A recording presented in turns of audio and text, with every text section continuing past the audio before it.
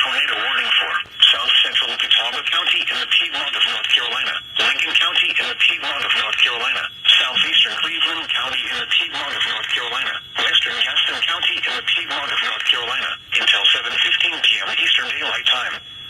At 6:32 p.m. Eastern Daylight Time, a severe thunderstorm capable of producing a tornado was located 6 miles east of Shelby, or 4 miles west of Kings Mountain, moving northeast at 25 miles per hour. Hazard, tornado. Source, radar indicated rotation.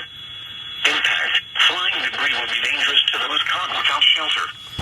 Mobile homes will be damaged or destroyed. They do. Vehicles will occur. Tree damage is likely. This dangerous storm will be near Waco and Bessemer City around 6:50 p.m. Eastern Daylight Time. Sherwood around 7 p.m. Eastern Daylight Time. Lincoln, City.